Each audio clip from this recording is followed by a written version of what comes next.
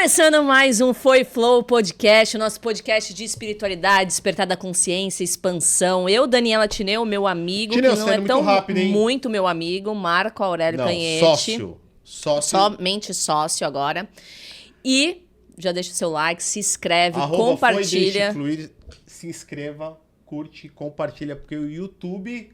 Vou parar de falar do YouTube, né? Para de falar dele, porque você já tá... Você não tá usando a PNL aí, que era pra Acabamos você usar. Acabamos de fazer a PNL e não tô usando mesmo. Tô sendo não Marco tá usando, Aurélio. tá sendo Marco Aurélio. Então vamos lá, a chamada dela, que é a Miss Simpatia 2025. Escritora, palestrante, host do podcast Medium Talks, que a gente foi, ela não lembrava de mim. Ok, tô acostumado já com mulheres que não lembram de mim. Reconhecida por sua trajetória na espiritualidade e autoconhecimento e também criadora do Instituto Inmaria. Por sinal, muito simpático. Cris, fica registrado, muito simpática. Cris? Eu conheço, tá? Dá licença. Tem meus Cris, corres. pensei que era da minha... Instituto de Frequenciamento que une tecnologia e práticas terapêuticas para apoiar os processos de expansão da consciência e equilíbrio energético. Doutora em Teologia Cristã.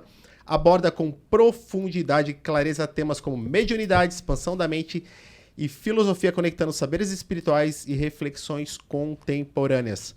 Sua atuação tem inspirado os públicos diversos, tem mesmo, é um fato, a buscarem mais sentido e consciências em suas jornadas. Estamos aqui com ela. Quem é? Fala você. Suzy Maria, prazer. Prazer, agora tô te conhecendo. Deselegantérrimo. Foi, ó, gente. Ó, Pior foi a outra pessoa que chamou ela de Tati. Tchau, Tati. Putz, eu falei, você vai num lugar que você não sabe nem o nome da dona do lugar. É verdade, é verdade. Daí a gente vem e devolve. Deselegantérrimo. Aí vem você pra cima de mim. Quem é você? Tu acha que eu vou cobrar, Dani? Mas nem pensar. É que você já... A gente não briga com mulher. Você viu que acabou de falar, não quero isso aqui. Tá bom, Dani. Tá bom. Tá É isso, é assim? Isso aí, é assim. É. Uma honra estar aqui Seja no muito coração. bem-vinda. Uma honra toda nossa. Maravilhosa. Obrigada, Suzy. Vamos falar de universalismo, né? De espiritualidade universal, que é a nova tendência. Como seria isso, né? Porque hoje as pessoas elas não estão querendo mais ter um dogma, ter uma religião, né?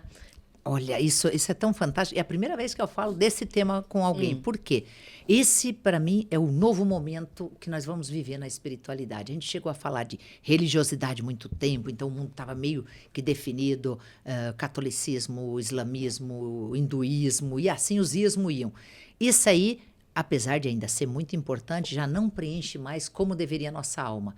Aí nós viemos para um espiritismo que foi se abrindo, aí vem Kardec, Candomblé, Umbanda e Umbandomblé e tantas outras possibilidades também cheias de fundamento. Agora, a gente começou a falar de universalismo, só que o universalismo ainda é uma bolha pequena também, porque a gente fala que o universalismo é a inclusão de todas essas possibilidades espiritualistas. O universal, a gente saiu do planeta Terra. Agora a gente está falando o seguinte, gente, dá sim para se comunicar aqui no planeta, com outros mundos, outros planetas, com outros espíritos, outras formas de vida. Esse é a espiritualidade universal que a gente começa a falar agora. É sair do planeta. É o multidimensional. É o multidimensional. É o novo. É o novo. Ir para o intraterreno, para o intraoceânico, para o extraterrestre, mas sem muita ficção e muito Hollywood. Talvez isso é que está faltando agora. Porque tem muita gente que estraga porque fica muito no místico também. Continua muita coisa.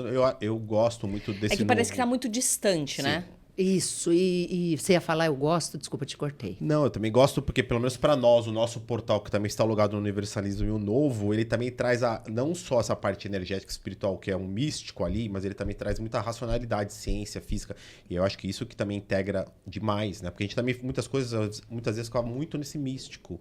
E agora não, é o científico chegando forte, a física chegando forte. E ela chegando forte para comprovar o que a gente falou a vida inteira na espiritualidade. Sim. Essa que é a parte bonita. Quem provocou, talvez, está provocando essa união é a física quântica. Eu acho ela maravilhosa. A física quântica vem os neurocientistas hoje, que começam a estudar o que é que acontece na mente de um médium. E nós também temos um advento que eu acho maravilhoso hoje, que é pessoas não ligadas à espiritualidade, à mediunidade, querendo saber o que é esse processo, saindo da religiosidade. O próprio espiritismo precisava dar esse passo também. Então, pensar hoje num multidimensional, num universal, dá uma perspectiva maior. Mas tu acha que o espiritualismo, né? As pessoas que são espíritas, elas estão se abrindo ou ainda estão muito fechadas a essa visão? Muito fechada. Muito fechada, né? Essa é uma pergunta que se fazem muito. Por que é que esses mestres não falavam antes? Eles falavam, mas sempre hermeticamente, em meios pequenos. A gente falava nos centros espíritas, os centros de Umbanda já falavam muito desses seres. Então, não tem novidade os arcturianos, os sirianos. Só que, realmente, eu sempre tive o mestre andromedano. E a gente falava no nosso meio. Não saía das paredes da onde a gente trabalhava. Mas você acha que é por preconceito, por medo, que as pessoas de julgamento? Eu acho que a gente nem sabia explicar. Explicar. De verdade, a gente não estava preparado. Pega quando Chico começa a falar desses seres em 1971, que é o Pinga Fogo, essa pergunta já veio. E Kardec, em 1850, no Livro dos Espíritos, pergunta 55, acho ela maravilhosa. Existe vida fora do planeta? E a resposta é muito mais do que o que vocês podem imaginar. Se em 1855, um dos livros dentro da espiritualidade mais lido, que é o Livro dos Espíritos, a gente não observou. Então, mas aí você entra de novo no mérito da racionalidade, né? Se todo mundo não fala o desperdício, nada acontece só aqui, então, você não traz racionalidade. Isso mesmo. Aí a gente não usou essa resposta para descobrir que ali tinha um fundamento muito diferente. E, por outro lado, eu acredito que esse advento nosso de podcast, internet, também facilitou. Porque aí essas conexões que eram em salas fechadas, elas saíram do secreto e do sagrado e vieram para o público. É que também é difícil expressar o novo também. Eu acho que por isso muitas vezes a gente fica travado, até porque, como ela falou, tudo que é novo também, de alguma forma, é mal visto ali. Por causa que não é porque você não conhece que está errado. Isso, mas realmente a gente, infelizmente, tem uma bolha que ama a gente, que cuida, que ajuda, mas tem uma que não entende, que literalmente joga pedra, né? Literalmente joga pedra. Fica ridicularizado. É isso mesmo. Então você também tem que cuidar, porque há esse medo de se transformar numa pessoa que todo mundo acha que é louca, que fala loucura, que isso não existe.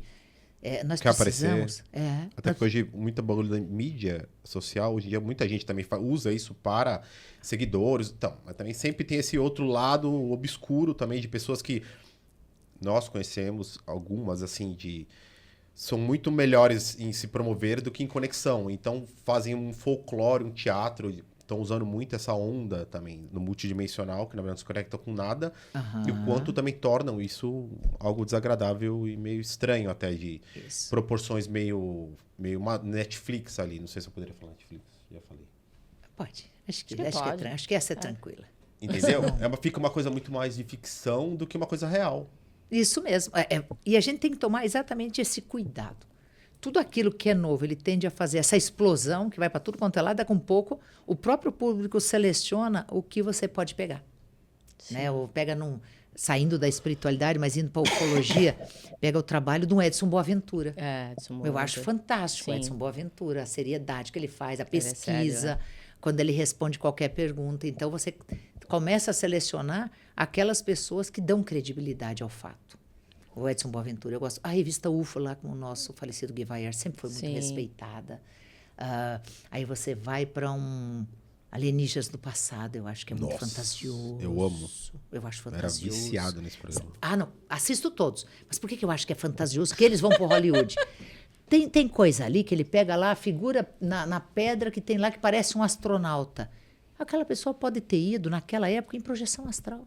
Não é que veio ser com roupa de astronauta 5.000 anos atrás e vinha aqui fazer contato.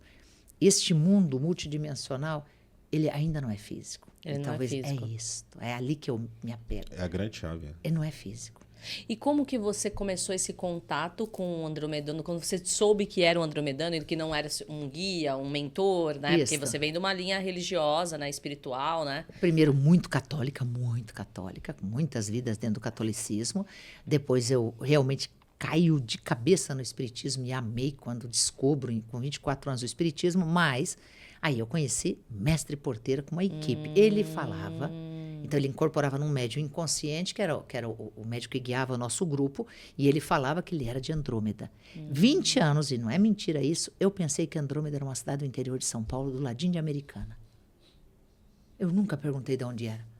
Esse, para mim, eu digo para todo mundo, gente, talvez eu tenha uma das mediunidades mais inocentes do mundo. Começo aos 5 anos sem saber que aquilo era espírito. Depois eu vou para um mundo espiritualista e bem espírita, e vem um mestre que fala de Andrômeda, que eu achava que era de alguma cidade da Terra. Não tinha Google naquela época. Tenho 60 anos, não tinha Google 40 anos atrás. Não tinha Google 20 anos atrás. E como que a gente Aí um dia eu olhei na Barça. Ah. Uma Barça, um livro desse. Falou a idade agora, hein? Eu falei, 60. A Barça. A Barça. Aí, a gurizada procura e pergunta no chat de GPT assim, o que é em a que Barça? museu tá a Barça? E foi algo assim, um desses livros que a gente tinha para poder pesquisar, e tava Galáxia de Andrômeda, juro. Aí eu pensei, não pode ser. Aí fui perguntar. E ele falou, qual a novidade? Qual a novidade? E tudo que ele falava era absolutamente fantástico. Era sobre viver bem, sobre autoestima, sobre empoderamento das pessoas, sobre as minorias. Era maravilhoso. Tudo que eu tenho anotado dele é fantástico. Só que realmente eu levei mais de 20 anos para saber que Andrômeda não era dentro da Terra. Não, mas você está falando de um Exu. Isso é muito interessante. A gente falava, Um usava Exu muito multidimensional. Isso, a gente usava muito esses nomes. Tinha Preto Velho. E depois, quando eu comecei a associar de onde eles vinham, nenhum vinha do nosso mundo. Nós pegamos já. Na verdade, nós não. Esse senhorzinho aqui, que nós falamos muito quando a gente foi lá, nosso pai Joaquim, que a gente trouxe pra você. Quando a gente foi lá, a gente levou outro livro até, era o Café da Sabedoria. Pai Joaquim Esse de é o segundo. Aruanda. E estamos indo pro terceiro. E é uma ilusão também achar que eles só ficam nesse arquétipo. Do pretinho lá. E aí uma vez nós estávamos acessando Santa Esmeralda. Comando Santa Esmeralda. Nós não, né? Nós não. A Daniela Tineu. Ela falou, menino, peguei, sabe quem lá? Pai Joaquim. É isso. Eu tenho, para mim, é o mais inusitado, eu vou falar, gente, toda vez que eu falo isso, eu falo com muito respeito à pessoa. Eu estava na Universal e eu gosto de ir. Eu vou porque a gente é bem recebido na Igreja Universal do Reino de Deus, aqui do Edir Macedo. Sim. E eu fui porque eu sabia que ele estava no Brasil, há uns anos atrás, e eu pensei, nossa, que oportunidade. É um grande pregador, ele tem uma história. Você não teria milhões de seguidores, milhões de adeptos à igreja dele. Esse eu quero ir ver. E realmente é admirável. Mas tem algo que me chamou a atenção. Todas as cadeiras do templo de Salomão Novo, são 9.949 cadeiras, eles não deixam vazias. Se alguém levanta, eles são muito educados, mas eles perguntam, você vai voltar? O teu lugar está ali, você vai sair? Eles já dão autorização para alguém, porque a fila lá fora é sempre muito grande no domingo. Sempre, é muito bonito esse movimento. Então eles perguntam, a cadeira do meu lado ficou o tempo inteiro vazia. E eu tinha uma amiga que médium, também estava do meu lado, e ela falou, não é muito estranho? Você não é estranho? Não, você não está vendo que a cadeira está ocupada? O mestre estava sentado. Tranquilo ali. Daí ela disse, você jura que está ocupado? Disse, claro que está. Ninguém vai mexer, ele está do meu lado aqui. Aí eu pedi para ele, eu falei assim, mestre, a gente vive tanto isso. Me mostra algo inusitado. Ele saiu. 2 coisas interessantes. Primeiro foi que ele levantou da cadeira. Quando ele levantou, a pessoa veio e falou, podemos ocupar a cadeira? Ele levantou. Ele ficou do lado de Edir Macedo. Naquele momento, Edir Macedo bateu a cabeça no chão. Se abaixou. Bateu a cabeça no chão, ficou conectado com ele e fez o discurso do mestre. Exato, inteiro. Terminou, chamou o bispo Marcelo, né, o bispo hoje que cuida da Record, o genro dele, que eu também respeito muito, chamou ele e falou, povo, fiz a minha parte. Desconectou do mestre e Edir Macedo foi embora. Daí eu falei, mestre, o que você fez? Esse mostrar para você que nós estamos com todas as pessoas que desejam falar naquele momento alguma coisa de luz. Nós estamos em templos, centros, com o padre naquele momento da hóstia. Você pode ser a pior pessoa do mundo. Se naquele momento você está imbuído da luz, a luz estará com você, porque é questão de frequência e conexão, e não de alma humana, e não das coisas humanas. Eu vi um Exu trabalhar com Edir Macedo, e foi lindo. E vou dizer que foi um dos discursos mais bonitos que eu escutei dele. Você, quando você fala que você está falando em tela mental? Como que você escuta ele falando com você? Para mim, eu tenho muita dificuldade de diferenciar espírito de humano. Muita dificuldade.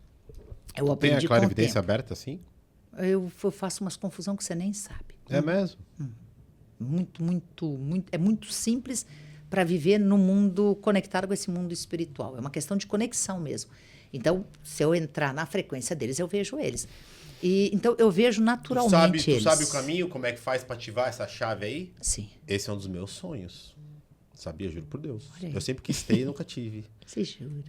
Eu juro, minha mediunidade ela é ostensiva desde pequenininha também. Muito mesmo. Mas essa chavinha eu sempre quis e nunca tive. Literalmente não, mas é uma louco, chave. porque vai aparecer coisa ruim. Tá bom, eu adoro todos, eu amo tudo. Só faltava nós querer ir direto pro céu. Mas não, agora me conectei, vou lá com o Arcanjo Miguel. O Arcanjo Miguel tá trabalhando na densidade, ele vai dizer, vai pegar você pelo bracinho e vai dizer, vem cá, eu vou te mostrar o mundo real. O céu é vazio. Marco, o céu é vazio. Você não chega nem no... no que eu me conecto. Você não chega nem no dedinho de um Exu, que muitas vezes você julga como, é coisa do diabo. Você não chega nem no dedinho de um falangeiro. Energéticos, é isso mesmo. Então, assim, é uma questão realmente de frequência. Eu sempre faço essa brincadeira que eu aprendi com o meu mestre Justino. Por que o céu está vazio? Porque quanto mais um ser for evoluído na sua consciência, na sua luz, menos ele vai ficar de férias. Onde é que eles estão? Se não aqui, ajudando nós, se não lá na densidade, lá em outras dimensões, Sim. ajudando um mundo primitivo que ainda nem virou próprio, nem é perto da Quem Terra. é Jesus sem suas ovelhas? É isso mesmo. O que adianta você ter o pastor aproveitando a deixa da igreja se você não tem a plateia te vendo? Você falou tudo. E essa é uma literalmente, primeiro, é uma chave. Segundo, aí fala assim, eu vou ver coisa feia? Não, coisa feia a gente vê no dia a dia, na vida. Sim. Coisa a ver é a mente. É a mente, é a vida aqui que não é fácil, que é densa mesmo. Mas eles estão para salvar a todos. Talvez essa seja sempre a grande missão da espiritualidade universal.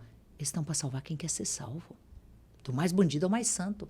Está cheio de uns que a gente designa como os grandes iluminados. Você vai ver lá, nós recém passamos aí, não passamos?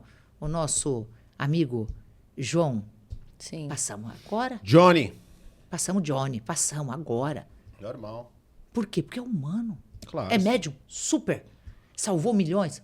Salvou. Como não? Claro, Médico não opera. Olha, eu admiro sempre isso. A gente fala sobre todas as profissões. Tem médico que é bom, médico que infelizmente não é ético. Os dois podem fazer a mesma cirurgia no cérebro de uma criança, filho nosso, e salvar. Sim. Os dois têm a mesma habilidade enquanto profissional. Nada disso exige moralidade. Sim, e se Você perdeu não... no caminho. Você não é um bom médium, um bom médico, um bom advogado, uma boa mãe, um bom pai. Para ser bom tem que ser ligado à moralidade? Não. Então, mas isso prova que a expansão também pode ser uma armadilha. Porque aí você vai cair no seu querido ego, na vaidade. É para isso que nós estamos aqui. Na suposta fama.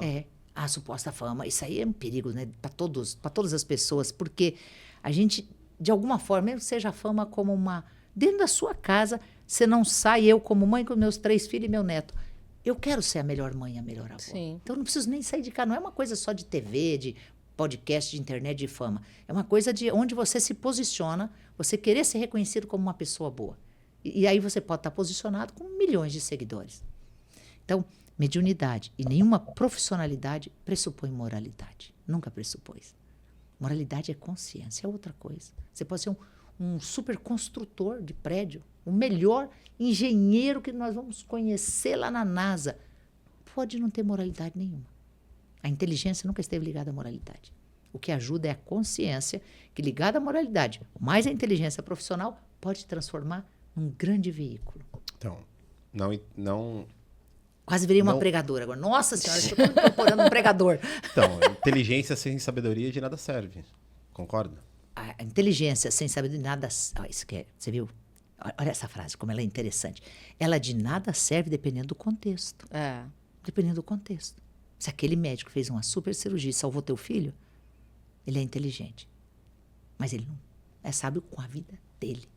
Porque a moralidade das pessoas não cabe a nós. Esse é o ponto primordial. A moralidade... E a gente hoje corre esse risco de ser condenado, de ser xingado, de ser taxado. Todo mundo que está nas redes hoje, na TV, no cinema, acaba correndo esse risco. E a quem cabe julgar? Quem é capaz de dizer que a Dona Tineu, que o Marco, que alguém, que o nosso Johnny que está aqui, que alguém é certo ou errado? Comparado com o quê? Comparado com o quê? É parar de jogar pedra. Isso transforma o mundo. O que é a paz no mundo? Quando todo mundo parar de brigar. A paz no mundo não é uma coisa global, é individual. Quando todo mundo parar e falar, se depender de mim, não tem guerra hoje. Acabou.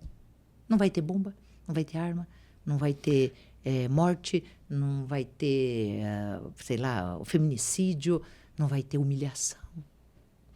Depende muito de nós. E esse ato é individual. Agora, olha só o truque que tem.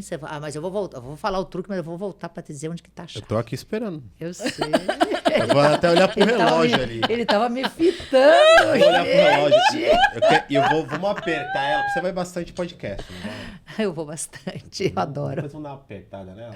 Ela fez alguma coisa que você nunca falou em outro podcast. Vou falar, ela tá em outro lugar lá, mas vai falar sempre as mesmas. Não, vamos dar uma torada. Você não fez nenhuma pergunta mesmo? Não. Tá bom. Vamos fazer Vamos fazer. Então, vou falar rápido duas coisas só para fechar essa possibilidade de dividir com as pessoas. Quanto mais você crescer, eu vou pegar um Chico Xavier, que é um bom exemplo. O Chico Xavier, em 1940, foi condenado. Em 1950, ir para cadeia. Então, por quê? Porque eu ousava trazer notícia dos que a gente ama, que está do lado de lá. Isso é esperança.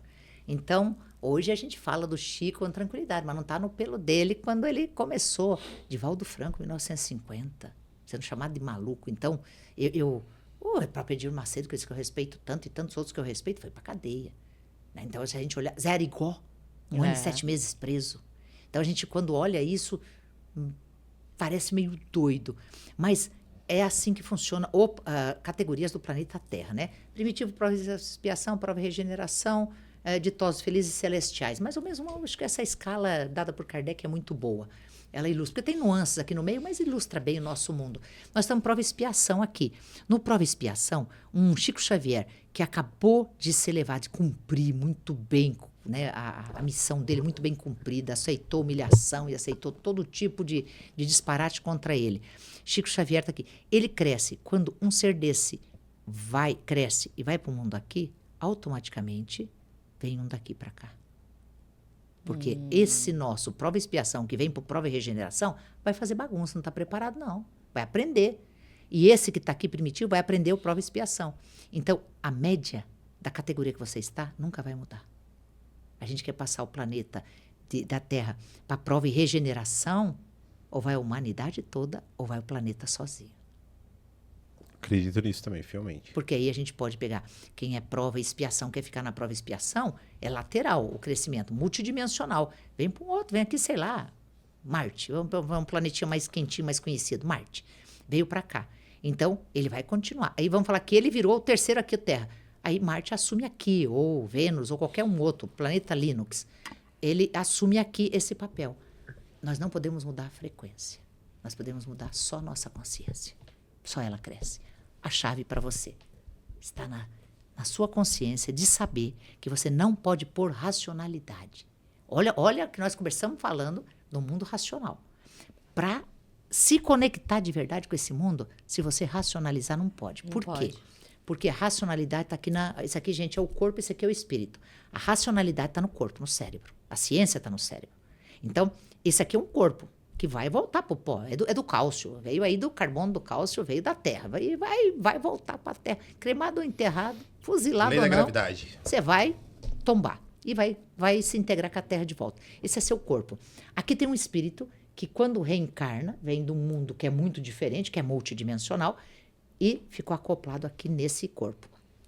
Quando acopla nesse corpo, é como você pegar um motorista de Ferrari e pôr num Fusca. Pode ser o espírito mais evoluído que tiver, o próprio Jesus. Pois aqui, meu amigo, ele vai ser comandado pela racionalidade. Para que você possa achar essa chave, é isso aqui, ó. Ultrapassa. A racionalidade continua ali, mas você vai além. Então, você tem um contato. Eu te dou uma chave para você se comunicar com o seu mestre, diretamente. Se eu te der a chave, você pegar a chave na mão, ó, o espírito está aqui, ó, presinho no corpo. E o cérebro começa a falar assim, você não é capaz. Isso aí não funciona. Isso aí não existe, você não fez isso aqui. Ó. Você vai manter a racionalidade, que é muito importante, mas vai ter que ir além dela, ultrapassar ela. Por quê? Aí o seu cérebro vai lembrar. Então, não é que você não se conecta. Você se conecta toda noite. Não. É que a gente não lembra. Sim, Agora a gente precisa... da clara evidência. Isso. A conexão eu tenho até demais até. Então, tá ótimo. Então, melhor ainda. Às vezes chega uma época da minha vida que eu dava até umas piradas mesmo. Aí, na clarividência especificamente, é a mesma coisa. É eu falar assim, ó, você tá vendo o siriano que tá do teu lado? Se você questionar, você não vai ver. Não pode questionar. Sim. Você tem que receber. Ó. Sai da racionalidade aqui, ó. Permeia esse mundo. O que é isso? Aí você falou de algo que eu não falei em nenhum podcast, que é o famoso sexto sentido. Então, o sexto sentido, eu só falo no meu curso, que é muito fechado. Então, eu vou falar para vocês e para o público de vocês, que eu acho maravilhoso. A nossa composição física, gente, é visão, audição, tato, paladar e olfato. Isso foi Aristóteles, 380 a.C. que falou. Os sentidos físicos. Então, 2.400 anos que a gente convive com isso aí, não tem como expandir. São os 6 sentidos físicos, está aqui, o corpo físico, os 5 sentidos físicos. O 6º sentido é a capacidade de pegar esses sentidos e abrir mão da racionalidade. Eu vou enxergar, é a clarividência. A clareaudiência, a clareolfativo, a sinestesia, que é o tato, e a olfativo, degustativo. Eu vou pegar os 5 sentidos e desenvolver, isso é treino, e desenvolver o 6º sentido de cada um dos 5. Aí você vai falar assim, me dá um exemplo prático. Vou dar. A pessoa que nasce nessa vida, por que motivo for, sem a condição física da visão. Tá aqui, ó. Guardei a visão. Ela tem os outros 4. Por que é que parece que ela enxerga? Por que ela consegue entender a bengala? Por que ela segue um cão-guia? Primeiro, não põe racionalidade, porque não está a visão e está usando o 6º sentido da visão. Se eles podem, nós podemos. Isso é comprovado até com membros, né? Isso. Você perde e você sente. Aí a pele dor. aqui, ó, a sinestesia sente, sabe que está ali. Aí você tem audição. A audição e a fala normalmente vêm junto, né? Quando um dificulta o outro. A dor crônica poderia entrar nesse campo? Claro. Claro, daí é da sinestesia. Você pode estar sentindo algo quando você procurou todos os médicos, fez todos os exames e não há explicação. Aquilo nada mais. Você não tem mais na ciência onde achar a resposta. Você pode ir para o psicólogo, psiquiatra, psicanalista, terapeuta ou um mundo espiritual, ou, né, ir para os nossos centros. Aí você vai pegar aqui na sinestesia e você pode descobrir... Aí, ó como você vai longe agora. Você pode descobrir que não está no físico, aqui na pele, está no 6º sentido da sinestesia, mas pode estar em outra vida. Faz todo sentido. Aí você faz assim, ó. Eu gosto muito de usar as mãos, gente. Quem tá comigo? É Paulo de Tarso. É a 2ª vez que ele aparece no podcast. No meu Medium Talks, nunca apareceu. Nunca. Então, tô com o Paulo de Tarso, o que permite vocês fazerem a pergunta que quiser. Então, é assim. Olha, vamos aproveitar. Deixa eu pegar o celular. GPT. Paulo de Tarso está aqui. Aí, ó. Paulo do Brasil, meu grande mestre. Aí você vai para além, é assim, ó. Nós podemos ficar só, ó, racionalidade de novo e o espiritual. Nós podemos ficar só nessa vida. Do ventre ao túmulo. Não tem problema. Deixa a ciência que quer ficar, ou alguém, um agnóstico, que quer ficar um ateu, quer ficar do ventre ao túmulo. Qual o problema? Eu falo para eles, tá ótimo então. Tá você ótimo. fica ali e eu posso ficar de sempre ao túmulo.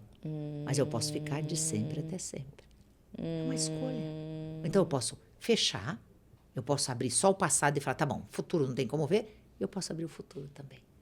Essa é a escolha. Essa, para mim, é a maior sabedoria dessa universalidade que a gente está procurando tanto. Quando você faz isso, você permite, por exemplo, a Igreja Católica. Eu fui criado e até a morte. Depois eu tenho que esperar a ressurreição. Tá bom. Eles estão errados? Não. Senão não teriam 2 bilhões de seguidores. Aí você pode pegar a espiritualidade, o espiritismo. Eu fui criado desde sempre e eu sou eterno. Ué, por que isso feriria alguém? Né?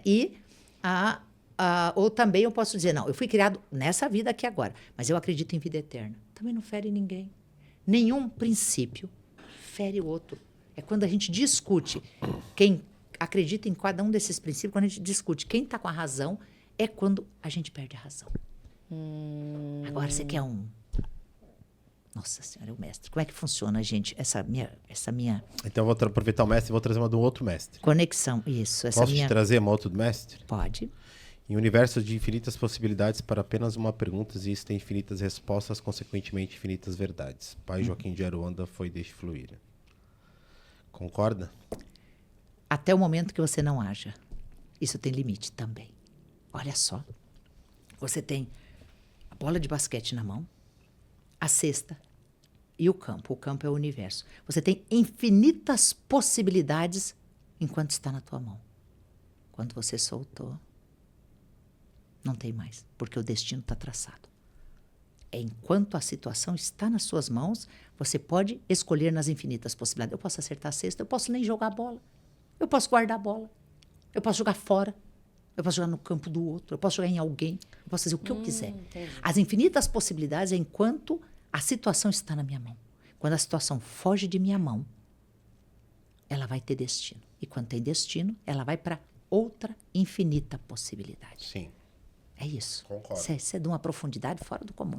Só isso aí dá um curso. Não dá nem um podcast, dá um curso. Então, quando você...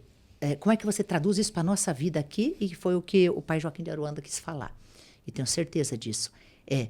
Enquanto você estiver sob o domínio daquela situação, você ainda tem algum livre-arbítrio dentro das infinitas possibilidades. Quando ele foge de tuas mãos, quando você abre mão daquilo, você está dando para outro a possibilidade dele escolher as infinitas possibilidades. Então, necessariamente, não é tudo infinita possibilidade, todo mundo quer infinita possibilidade. É o fato. Quer ver um exemplo bem prático? Você tem uma pessoa que você ama muito, a sua companheira de vida. Você ama, está há anos com ela, admira. Mas, de repente, está aqui. A família, o teu relacionamento, a sua fidelidade está na sua mão. De repente passa alguém que chama a tua atenção. Naquele momento, você soltou a situação e veio para outra. A partir dali, as pessoas envolvidas nessa situação poderão fazer o que quiser. Vamos entrar no que você acabou de falar sobre o banco da igreja. Ele nunca fica vazio. Ele nunca fica vazio. Perfeito. Você fechou bem. É isso aí. Quando a gente estende a consciência para esse nível que nós estamos falando aqui, aí vai entender o que a gente fala sobre dimensão e frequência. Dimensão é... Em que dimensão eu estou? É na infinita possibilidade? É na... A situação está na minha mão? Nem sei o que é. Não sei o que quero. Não sei o que eu vou fazer. Em qual dimensão você está? A dimensão pode ser da mais baixa, da mais pura ignorância, a mais alta, que é total sabedoria. Onde que está a situação? Porque você pode agir nessa situação assim, lá no teu trabalho, você pode ser completamente fiel. Então, a gente não é infiel a vida toda porque foi infiel uma vez. Depende da situação, do momento e das pessoas envolvidas. Isso é bem libertador, né? Claro que é. E principalmente da emoção envolvida. Aí Porque você... nós temos um lado animalesco dependendo da emoção que está no momento. Aí é a frequência. É a frequência. Sim. A dimensão é em que ponto eu estou da mais pura ignorância à mais alta sabedoria. Onde que eu estou colocando essa situação que eu tenho que resolver? Eu estou com um problema de endividamento. Onde é que eu estou colocando? Daqui da densidade de desespero total, pensando que não tem nem esperança mais para a vida, ou eu vou batalhar e vou vencer isso aí. Sim. Isso é dimensão. E frequência é com que frequência eu estou fazendo Sim. isso. E aí? É a frequência. Por isso que uma das chaves, para mim, uma das chaves da nova era é a mudança de percepção. E a mudança de percepção ou vai a Terra inteira, ou vai só a Terra sozinha. Porque quando você muda a Então, percepção... quando você fala isso, você acredita que a gente está numa transição ou não? Eu acredito que nós nunca saímos da transição, que a transição, ela é, de novo, pelas escalas do mundo, gente, para poder falar, assim, isto é uma transição, só se nós tivéssemos de regeneração para ditoso para celestial, com mais consciência. Eu vou falar que nós estamos numa verdadeira transição, e que essa transição tem tempo de início e de fim, aí eu não entendo as yugas do hinduísmo, as grandes yugas, né? Kali Yuga. Kali Yuga. É a cada 25 mil anos, sendo que a Kali Yuga que nós estamos agora é 428 mil anos. Eles falaram que passou 5 mil. O que eu faço com os outros 423 mil anos? E vão passar. Passam. E passam. Os bilhões de anos passam, porque a Terra independe de cada um de nós. Então também não pode também entrar no sistema da oportunidade que você acabou de falar? Aí, Passou a oportunidade, não pegamos, reseta tudo de novo. Isso pode. A bola está aqui na nossa mão. Solta ela para ver. Solta. Aí ela vem para possibilidades que nós não temos controle. Quando é que a gente perde? Quando a última vez que a Terra mais perdeu o seu controle? Segunda Grande Guerra Mundial. Sim. Ela perdeu o controle. Aí acabou. Aí tudo pode. 6 anos, eu nem acredito. Tem gente que fala dos 3 dias de escuridão. Nós tivemos 2000... esse negócio é chato, eu não gosto. Pois é, mas nós tivemos 2000 teoria é muito dias. chata. Nós tivemos 2000 dias de escuridão. De 1939 a 1945. E aí? 2000 dias. E sobrevivemos. A humanidade é muito melhor do que aquilo que ela se coloca como com dificuldade. A humanidade é algo fora do comum.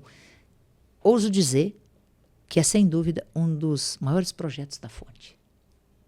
Ele se desafiou. Então, mas esse é o velho padrão. Que você precisa, através da dor, fazer o salto quântico. E Isso. a gente ainda está preso nisso. A gente está preso nisso. A gente não consegue ir no fluir. A gente tem que bater para a gente expandir. Bater.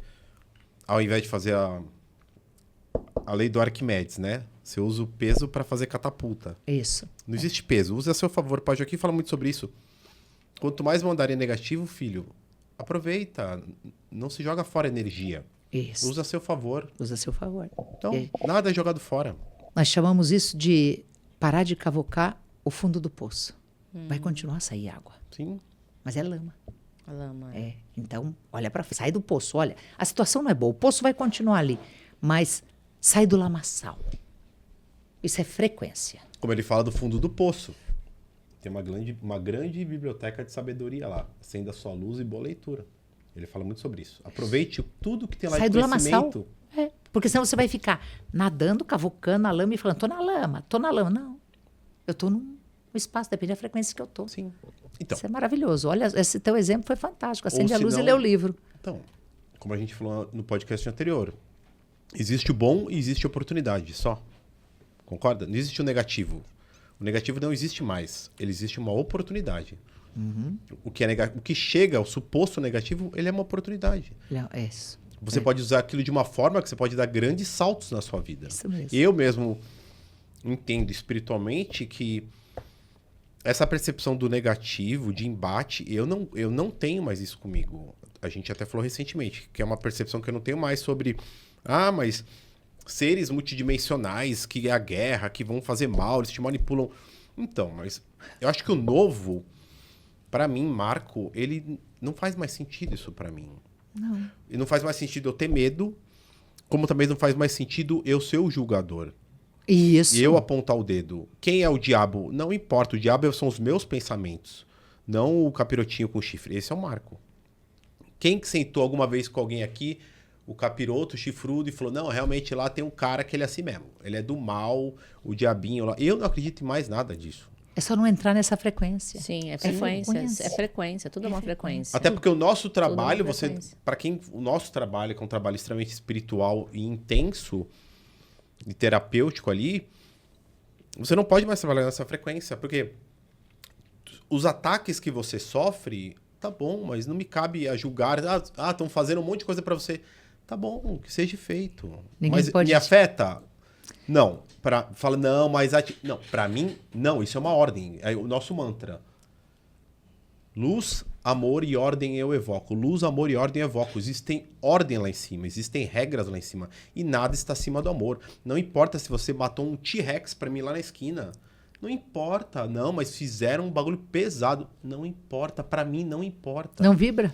Quando, não te acha. Pra mim é o seguinte, não me assusta e eu me coloco à sua disposição num dia que você precisar de mim ainda, eu me coloco à disposição. Porque pra mim tudo está integrado, nada está mais solto, até o negativo. Eu analiso o quê? Não importa a sua dimensão. Se houve uma falha, é apenas um irmão que se perdeu no caminho, só. Ele é digno de luz como eu e você. Nós já fizemos um monte de M em várias vidas passadas. E ele tá na dele agora. E não cabe a mim julgá-lo. Sabe o que eu penso para poder aliviar a alma quando a gente pensa sobre isso? Esse é filho de alguém. Eu penso na mãe dessa pessoa. Ele tem uma mãe. Ele tem alguém que ora, que acredita nele, que reza, que quer ele melhor. Mesmo o pior bandido. teve uma mãe.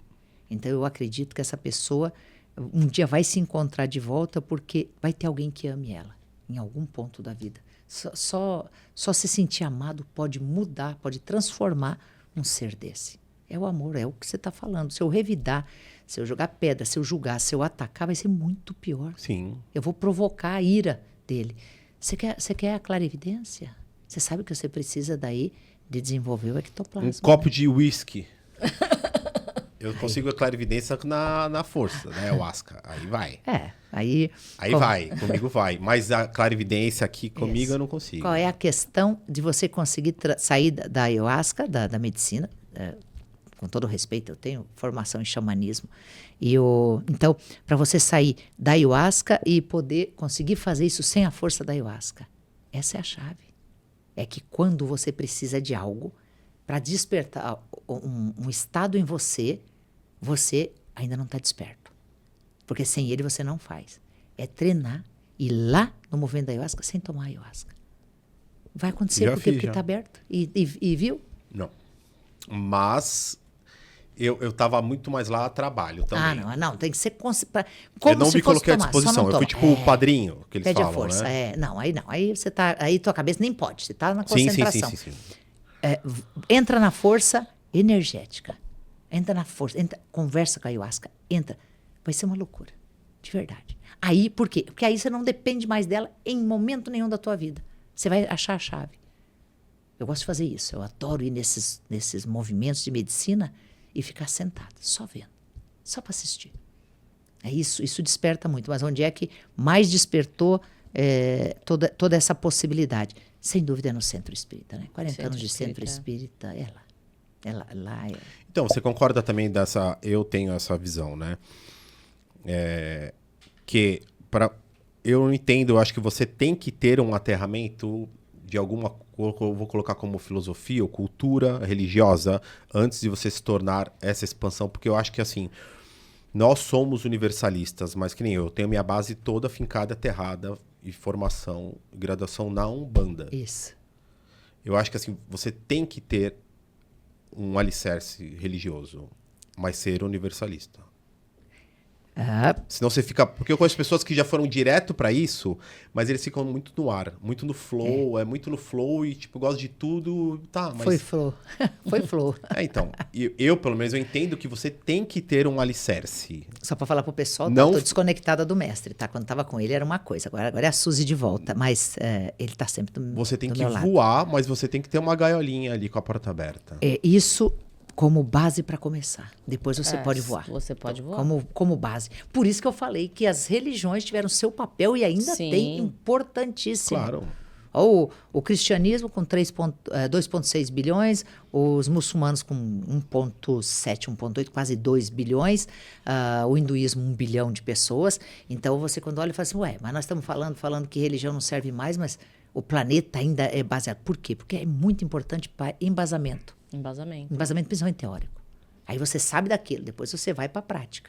Sim. Mas o problema não está nela. Eu entendo, eu tenho uma visão assim, simplista, né? Que eu acho que a religião, o quebra-cabeça é Deus e as peças são a religião. Ela sozinha, para mim, Marco, ela não tem função nenhuma, mas elas são integradas, elas têm um potencial gigantesco. Eu acho que cada uma vai trazer uma potencialidade e ocupa um espaço, de novo, vamos falar de ocupar espaço, que a outra entra. Entendeu? Eu tenho isso comigo. A evangélica vai me trazer algo muito com conhecimento enorme, o budismo, um conhecimento enorme, a Umbanda, um conhecimento enorme. Então, assim, eu acho que a falha está em você achar que aquela é o único caminho, a única verdade, a verdade absoluta que está comigo. Não. Isso. Então, é a questão das mãos de novo. O que você quer? O que você acredita? Quer ver agora?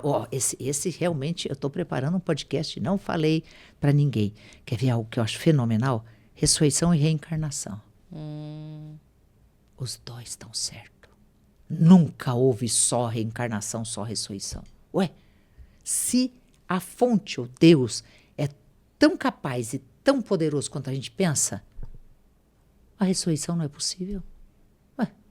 Por quê? Só porque eu gosto de reencarnação? Claro que é. Claro que é. No mundo da ressurreição, para aquelas pessoas que precisam da ressurreição, ela existe.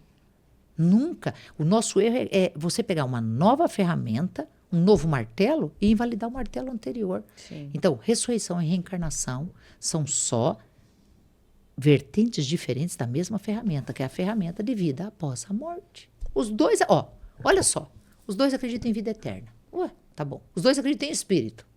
Tá bom. Os dois acreditam que depois assim que eu desencarnar, ou que eu morrer, eu vou ter que passar pelo juízo do que eu fiz errado e certo. Sim. A base é a mesma. A base nunca foi diferente. Só a forma como você bate o martelo no prego é que é diferente. Então, um está falando que eu posso bater direto e o prego vai entrar direto na parede, que é reencarnação, e o outro está falando que eu não preciso nem do prego nem do martelo, põe um prego ali, porque o prego sozinho vai voltar. Não tem diferença. Para Deus, a gente consegue, aqui nesse planeta Terra, conceituar as coisas de Deus. Sim. E brigando. Essa, para mim, é a maior ignorância do mundo. Você já tinha pensado nisso? Claro que a ressurreição é possível. Aí fala assim, não, eu também sou formado em teologia. Aí na teologia você estuda, a palavra era reencarnare, do grego. Então reencarnare, tornar a carne, que tem mais a ver com reencarnação. A ressurreição também é voltar à carne. A diferença é que volta na mesma carne ou outra carne. O que muda é o prego. Então, mas é por isso que é a importância do autoconhecimento. Porque você começa a fazer o seu próprio crivo e criar a sua própria realidade. Sem condenar o que o outro Sem acredita. condenar, Então, sem o julgar novo o não outro. julga mais. Não cabe a você o julgamento. Não, até porque aquele conceito Então, são ainda é infinitas importante. verdades. É aí que tá- Infinitas verdades, Então, são as infinitas possibilidades. Para apenas uma pergunta, são infinitas verdades, infinitas respostas. Isso. E todas, O multidimensional é isso. e todas estão certas de acordo com a dimensão e com a frequência. Com a frequência da pessoa. Aí uma pessoa vai falar assim, não existe vida eterna. Ué, para ela não existe, por que tem que existir? Só porque eu acredito. Para ela tá bom, deixa ela descobrir um dia se tem ou não. Qual a minha preocupação? Que ela tem que acreditar no que eu acredito. Sim. É isso que transforma o mundo em mais leve. Sim. Porque aí a gente para de receber pedrada e para de jogar pedrada. Eu falo pro pessoal não jogar mais pedra, jogar algodão. Vai chegar, mas não vai machucar. Não vai machucar. Eu também sou uma crítica de carteirinha. Imagina, uma pessoa que passou a vida inteira no mundo capitalista, eu sou uma crítica de carteirinha sobre o mundo. Mas de vez em quando eu observo e falo, nossa Senhora, olha aqui, olha eu julgando a religião do outro, a crença do outro, ou o ateísmo. Eu tenho na minha equipe de médios, eu tenho muçulmano, já tive evangélico, tenho ateu. São pessoas fantásticas, católicos, espíritas, tem de tudo. Isso que é o fantástico do universalismo. É quando a pessoa se oportuniza e conhecer algo diferente, e se ela se achar ali, se achou na Umbanda, é ela aproveitar aquilo que ela está aprendendo lá e não desfazer. Não, mas não serve para mim, tá bom. Serve para tantos. Sim. Só não vai lá. Só não vai lá. Mas não fala aquilo que você não conhece. Me dói muito no coração. Nossa, nem me fala. Quando eu escuto dar palavras pejorativas para um trabalho dos centros espíritas. Os centros espíritas, o Brasil é o grande universo dos centros espíritas. 99% é de graça e só faz o bem. Sim. Tem 1% que faz o mal, tem 1% de médico que faz mal, 1% de advogado que faz mal. Mas a culpa sempre está no ser humano. Fato. Não tem nada a ver com o resto. Não, eles não estão nem aí conosco. Mas a culpa é tanto. Então, mas aí eu coloco assim: a culpa é do julgador, como também a culpa é de quem está lá dentro como trabalhador, muitas vezes extremamente irresponsável. Tem. Isso é um fato. Fato. Eu sou um amante da Umbanda, tá? Eu tenho, tanto que minhas tatuagens todas são da Umbanda e a minha vida sempre será ela. E eu vi coisas assim horrendas de como vários médiuns despreparados tornam a Umbanda até ridicularizada. Porque eu já fui em centro espírita de Umbanda que aquilo lá pra mim, muitas vezes, era uma peça de teatro. Aquilo não é uma religião. E você vê muitas vezes, muitos médiuns não estão incorporados com entidades, estão incorporados com zombeteiros se passando por entidades. Isso eu já vi muito.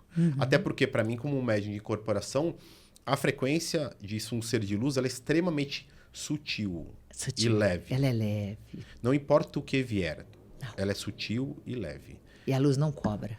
Então, e eu não entendo como muitas vezes nós sabemos que em centros espíritas você acha, eu quando entrei como pequenininho achando que lá só tinha pessoas do bem, e não é bem assim, como que uma pessoa tá aqui, que faz coisas horríveis lá fora, que eu conheci várias coisas horríveis mesmo. Vou dar um exemplo, vai. O cara atrai a mulher dele, que trabalha lá no centro espírita, ele atrai ela, tem um paralelinho. Aí ele vem aqui e fala, ó, dá uma passagem aí. Ou ele, às vezes, ele trai com a menina que tá lá no terreiro. Aí fala, ó, dá aí passagem pro teu preto velho aí. E o cara se conecta com uma linha fina e sutil. Eu, Marco, não acredito. Eu, Marco. Não, você tá errado. Eu não acredito nisso. Então, eu acho que é os dois polos também, porque muita gente estraga como a pessoa que está lá dentro em outra perspectiva espiritual, de outra religião, que também para ele só serve o ponto de vista dele e ele é agressivo com você porque você simplesmente acha que existem vários outros caminhos. Não. E muito é do que daí? Sempre é da ignorância, porque se você for pegar várias pessoas, você vai falar para ele assim, tu já foi na base estudar lá a base? Não. Você já foi a fundo de algo da sua própria religião? Não. Então você não tem nem embasamento nem da sua religião. Porque tem muita ideia que foi plantada lá atrás, há milênios, e você comprou sem nunca ter estudado nada. Você simplesmente comprou. Porque nós também temos essa característica do quê? A preguiça de estudar e ler. Aí simplesmente compro uma ideia que você planta em mim, eu compro e morro por aquilo. Entendeu? Uma vez, recentemente, foi até um senhor lá no nosso espaço, e ele chegou falando de uma forma, como você falou, uma forma negativa sobre a Umbanda. Tinha sido a primeira vez que ele foi lá. Ah, porque minha vizinha é umbandista. Eu falei, mas por que o senhor está falando dessa forma da Umbanda? Não, porque ela é umbandista, ela é macumbeira. Eu falei, mas o senhor conhece a Umbanda? Não, eu só sei que esse negócio que fazem coisa de macumba. Mas o senhor conhece macumba? Isso. Não. O senhor conhece Umbanda? Não. Ah, mas esse negócio de matança... E ele foi indo. Esse negócio de matança de animal, tal. O senhor é vegetariano? Não. Então, meu senhor... Você não tem nem argumento para que o senhor fique levando adiante o mal de algo que o senhor nem conhecimento tem. Porque até a matança de religiões africanas raiz que ainda trabalham com o sangue, eu falei, tudo eu já trabalhei. E tudo aquilo tem um porquê sagrado para eles em relação àquele animal. Que eles usam a carcaça, eu estou falando de lugares sérios. Eles usam a carcaça, o sangue para fazer algo de positivo para alguém. Aquele animal para eles é sagrado. Ele não está sendo usado por qualquer coisa, qualquer ação. Ele tem um direcionamento espiritual e por várias vezes a carne é doada para a comunidade. Isso que eu ia falar. Além de tudo, isso é bonito. A carne é doada para a comunidade. Ele está usando a carcaça e o sangue só. Muitas vezes é feito um trabalho para curar um câncer. Eu presenciei isso. É um trabalho de energia, de sangue ali e tal, porque a pessoa está com câncer terminal. Eu vi várias curas de aves que eles estão, que às vezes a pessoa julga, é coisa de macumbeiro, curou um câncer de uma pessoa. E aquela carne foi doada para uma casa de caridade. Vai num frigorífico para ver a carnificina que é. Então, o senhor é vegetariano? Não. Então. O frango da Umbanda acaba sendo a bandeira, quando do outro lado são milhões de frangos por dia que são sacrificados para nosso alimento. Então, e é aceito. Não sou contra isso. Eu também não sou vegetariana. Ué. E tá aceito, mas você vê como a nossa mente é totalmente manipulável. E ninguém traz racionalidade. Não traz. Suzy, estamos chegando já no final aí do nosso programa. O que a Suzy falou de diferente, bombástico? Pra gente fazer um corte. Vamos falar vários cortes. Faz um corte e mostra aí, Suzy. Estamos chegando aqui ao final. Ressurreição e reencarnação. Ressurreição e reencarnação existe. Esse é corte, esse aí ninguém... O Paulinho, pode usar o Paulinho? Pode, claro que pode. Nossa. Usa tudo, né? Tudo. YouTube amarrado. Como então lá. que eu uso essa espiritualidade universal no meu dia a dia para viver na materialidade que nós estamos aqui? Essa para mim é a pergunta mais importante sobre mediunidade. Médium não é aquele que vai no centro e cumpre o seu papel. Assim como religioso não é aquele que vai lá no templo ou na igreja e cumpre o seu papel. É aquele que na sua profissão e no seu dia a dia trabalha de forma correta. É idoneidade. Mediunidade para mim está ligado à idoneidade. Você não precisa ser médium. Todo mundo é médium. Você não precisa ser um médium que vai no centro espírita e incorpora. Para desenvolver a sua mediunidade, você precisa ser um profissional idôneo, um pai idôneo, uma mãe idônea, um companheiro idôneo. É a verdade. E a verdade é dolorida, mas é usar de verdade por onde você passa. Isso é mediunidade. Isso é desenvolvimento. Aí, obrigado pela correção. Porque aí você vai no centro para aprimorar a sua mediunidade. É como você aprender a fazer um muro. Fiz um cursinho de internet, entendo do tijolo, do cimento, de tudo que eu vou fazer e vou erguer o muro. Até que eu não ponho a mão na massa, eu não sei erguer o muro. Então, esse é o desenvolvimento da mediunidade. Eu estudo, eu conheço. Enquanto eu não pôr a mão na massa no dia a dia, eu ainda não sou um bom médium. Sim. A gente desenvolve a mediunidade porque aquilo que você é fora, você tem que ser lá dentro. Aquilo que você faz dentro do seu lar, você não deveria ter vergonha que todo mundo soubesse o que é. Aí, de repente, fora do lar, eu sou uma... Vamos inverter o papel. Eu sou uma mulher fantástica. Eu chego lá dentro e maltrato meus filhos. Dou pancada, bato neles, exijo. Então, o que eu faço dentro do meu lar pode ser mostrado. E eu não teria medo. E o que eu faço dentro do meu coração pode ser mostrado porque eu não tenho medo. Aí, eu estou desenvolvendo a minha mediunidade. Fora isso, eu estou me enganando. Não é fácil, não. Não é porque é médium que é fácil, não. Até porque se você vai levar o aspecto espiritual, a espiritualidade também existem várias frentes, várias profissões. E aqui é a mesma coisa. Você não vai usar também aqui para ser um bom advogado, uma boa dona de casa, uma boa costureira. Você só vai ser bom quando vai no centro, quando vai na igreja? Quando tá rezando a missa? Quando tá rezando a tua oração, teu rosário, tá meditando, tá fazendo yoga? Você tem que ser bom o tempo inteiro. E nesses momentos é quando você está ativa aprimora. Em todos os momentos. E tem muitas pessoas que não vão em nenhum lugar e são muito mais, né? Tem ateu que é muito mais espiritualizado. Tem um coração mais bondoso. Sim. Porque a gente também mede esse coração bondoso pela compaixão. Se hoje, quer ver um corte bombástico? Nossa, essa é perigosa, tá? Essa é perigosa. Aí, mestre, não me provoca. Agora é Lafayette. Se Jesus voltasse hoje, e não vai voltar. Se Jesus voltasse hoje, onde que ele ia? Direto. Acabou de chegar em São Paulo. Chegou no aeroporto de Guarulhos. Para onde vai Jesus? Para Cracolândia. Ele vai para onde? Ele vai salvar os perdidos. Ele vai salvar os que não tem ninguém por eles, os abandonados. Não foi isso que ele fez? Quem é louco de pensar que Jesus vai vir e vai falar, não, vai lá sentar no meu banquete, na minha mesa, como ele fez com Zaqueu. Não. Primeiro ele vai lá para a rua. Ele vai ver a prostituta. Ele vai ver o humilhado. Ele vai ver o desesperado, o doente. O cego, o paralítico. Vai nas UTI dos hospitais. Vai nos orfanatos.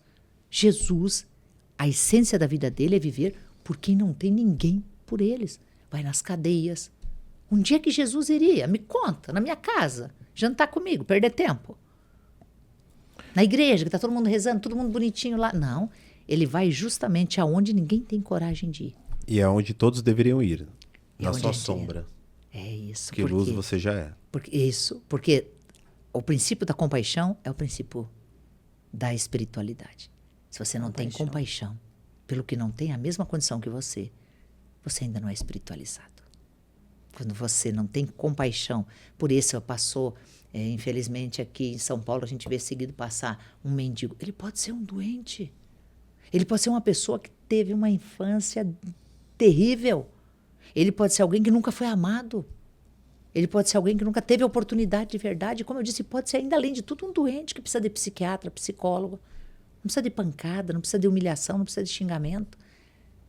O que nós estamos fazendo? Eu fico pensando, São Paulo. A grande São Paulo tem 20 milhões de pessoas, 22 milhões de pessoas. A gente estima que na rua tem umas 50 mil pessoas. Põe em percentual, é nada. Em percentual é nada. E por que eles estão na rua? Por que as ONGs têm que fazer um movimento tão grande? As igrejas fazem, as pessoas caridosas, a gente leva roupa, leva cobertor, leva o sanduíche, leva água, leva o café da manhã e ainda é xingado na rua. Não, tem que ensinar a pescar. O cara não sabe nem onde está o rio. É bonito falar, ensinar a pescar. E isso é interessante, vou voltar a Jesus de novo, eu sei que era uma outra época. Ele deu vara de pescar ou ele multiplicou os peixes? Multiplicou. Primeiro alimenta, depois educa. Você educar com a pessoa passando fome, ela vai te matar. Primeiro alimenta, primeiro cuida. Não consegue nem raciocinar. Não, primeiro mostra valor para aquele ser humano. Depois você pode educar e depois tentar cobrar alguma coisa. E aí a gente vai resgatar a sociedade inteira e não vai resgatar só o mendigo que está na rua, não. Vai resgatar nossos filhos, quem infelizmente está na droga, quem está no alcoolismo, quem está na negação, quem está na humilhação. Quantas crianças abandonadas, quanto idoso que não tem quem vá abraçar ele lá no asilo. Quanto preso na cadeia, que talvez se tivesse uma segunda chance de verdade, faria diferente.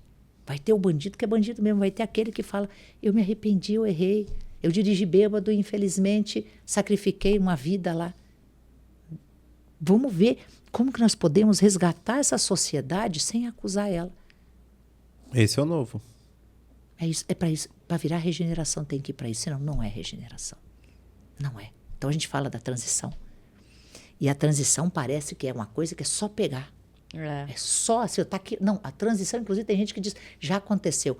Individualmente pode ter acontecido, mas a preocupação é a coletividade. Porque individualmente eu posso morrer hoje. E acabou. Individualmente eu deixo de existir agora. Mas e o coletivo? Se eu morrer, não vai invalidar as outras 8 bilhões de pessoas. E se o meu vizinho morrer, não vai invalidar que eu faço parte das 8 bilhões. E o que eu estou fazendo? O que eu estou realmente criando no meu universo? Não estamos falando de país, não estamos falando de cidade, não estamos falando de bairro.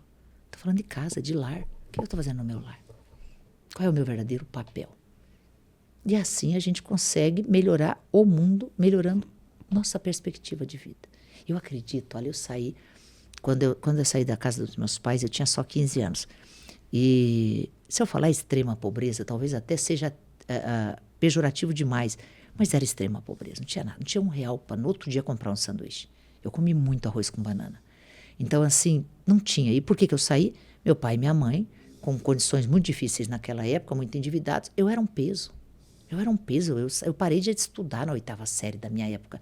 Então, eu saí sem condição nenhuma.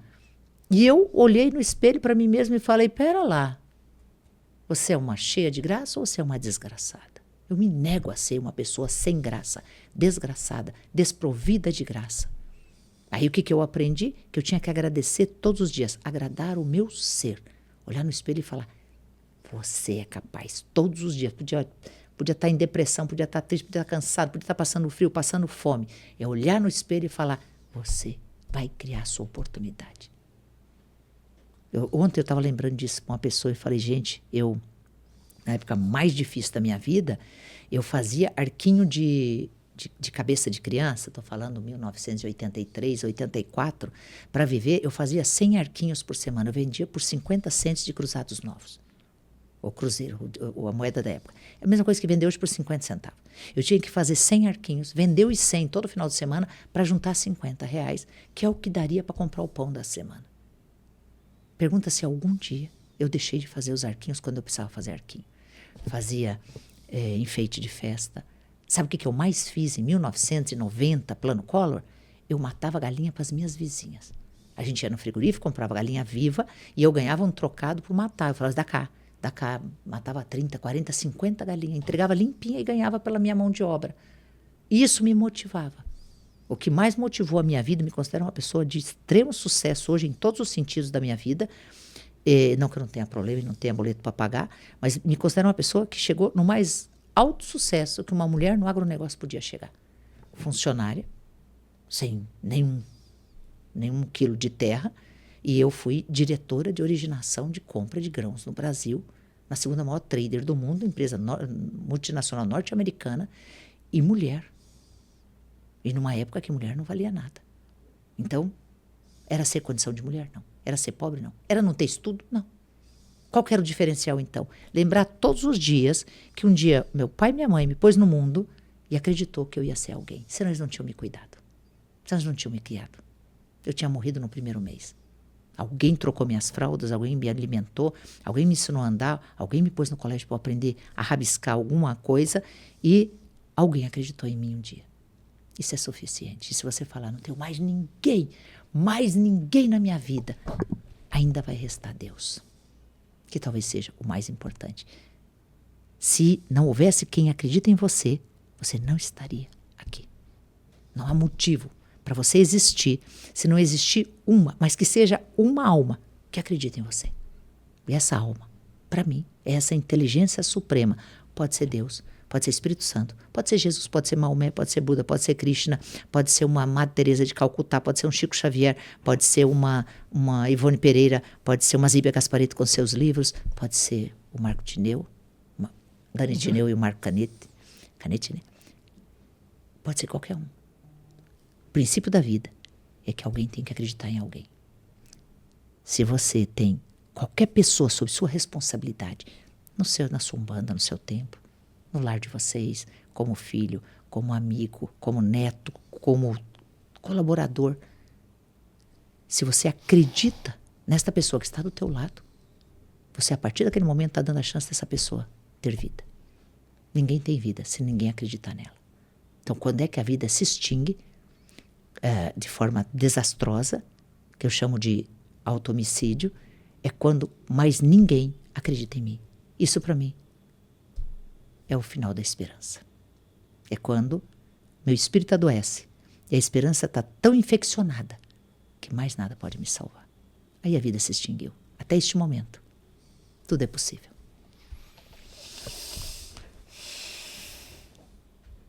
Lafayette. Tá todo mundo quietinho aqui, né, gente? Lafayette. Tá todo mundo quietinho. Esse é um dos meus mestres. Eu tenho 12 Passou do mestres. horário, a Daniela não abriu Desculpa. nem a boca. Desculpa. Não, você ia tomar uma cortada. Ah, A Daniela é? corta. Mas eu sabia que tinha alguém aqui falando. Daniela dá uma Tava esperando. estourada. E ela ficou quietinha. Eu me empolguei, estava feliz. E perguntar o que foi isso? Isso é conexão. É conexão. E o que é que eu te falei? Ectoplasma. É materializar. Ele estava aqui do meu lado. Eu consigo tocar, eu consigo cumprimentar, eu consigo beijar Lafayette e falar, Lafayette, obrigado. Porque, de alguma forma, ele é mais inteligente que eu. E é isso que eu faço por onde eu passo. Permitir que seres mais inteligentes que eu, nem que seja um pouquinho, falem o que eles acreditam. Porque se for para falar o que a Suzy Maria acredita, eu sei. Eu sei meus limites. Mas quando você sai desse limite, você materializa. E aí, eles ficam reais, palpáveis, tocáveis. É uma transmutação. Você sai daquilo que você pode achar que é imaginação, que são vozes na cabeça, que você só está escutando, e você literalmente materializa esse ser. Como que você materializa esse ser? Acreditando nele. Acredita nele, Marco. E aí você vai ver o milagre acontecer, você vai me chamar aqui para me contar. Tá bom? Nós te demos a chave hoje. Chaves também, ó. Aqui pra você, ó. Chaves da sabedoria. Eu tava com o livro aqui na mão. Eu tava conectada com o pai Joaquim de Aruanda. Eu sinto a energia dele. Um calor de uns 1000 graus. Você algo falou fenomenal. muito dele. Claro que é. Você fez até um post do primeiro livro. Você recebeu o primeiro livro. Um sabonete da Café da Renove, nossa Sabedoria. parceira. Nós parceira. levamos até você o primeiro livro dele. Tá lá Você comigo. veio buscar agora o segundo. Tá comigo. Você fez um post da época. Claro que é maravilhoso, Você de fez uma verdade. abertura. Olha, como é que pai Joaquim de Aruanda vai existir? Se você acreditar, se vocês acreditarem, se eu acreditar. Se não, ele é só um espírito só um perdido. espírito. Se você não acreditar, se você não materializar, eles não têm vida. E se eles não tiverem vida, que a gente não materializar, eles perdem o sentido. Sim, total. Até Deus só existe se alguém acreditar nele. Porque ele pode existir independente de ninguém mais acreditar, mas ele não tem utilidade. Sim. O princípio espiritual é o princípio de ser útil. Isso aqui é ser útil. Obrigado. Aqui. Obrigado, Renove. Eu adoro. A gente adora. Que cheiro bom. O princípio de ser útil. Esse é o princípio da espiritualidade, é o princípio da luz. Eles têm que ser úteis. Se vocês não forem, porque Jesus veio. Depois você Por que pega que uma Maomé jujuba veio? do Joãozinho também. Adoro. Tava esperando terminar para pegar. Eu sou gordinho, eu fico comendo no Isso é maravilhoso. O princípio da luz existir é que ela tem que ter utilidade, senão fazer algo muito diferente. Não sei para que era, mas já que eles mandam fazer, eu faço. Aqui. Olha. Olha isso aqui, ó. Dani, Marco. Você sabia que a luz se passa por aproximação. E uma vez que passe a luz, juntos podem ser luz extrema, mas separados, nenhum deixará de ter a sua luz. Nunca. Nunca mais. Esse é o princípio. E se essa luz não tiver mais utilidade, apague-a para não perder tempo. Babado, hein? Eu vou aproveitar e vou pôr o símbolo de 7 cruzes. Olha lá, fazendo as macumbas do Pai Joaquim. 6. O Pai Joaquim deve estar aqui mesmo. Claro que tá. Ele ensina a fazer todas as macumbas na vela aí. Claro que é. Aqui. Gente, Essa é estouramos. sua, sempre que você precisar. E essa é sua, sempre que você precisar. Gratidão. Gratidão. Gratidão, agradecer. Obrigado, Pai Joaquim, por tamanha inspiração. Obrigada. E Falei que era assim... só provocar ela, quer ser bom? Adoro. Adoro. Adoro. Se deixar, eu fico 13 horas. É, a gente já estourou. Nossos amigos aí estão silenciados. Gente, foi muito bom estar com vocês. A gente volta terça-feira que vem. Compartilhe para mais pessoas terem acesso aí a essa mensagem. Agora vai, hein? Agora vai. Ilumine. Gratidão.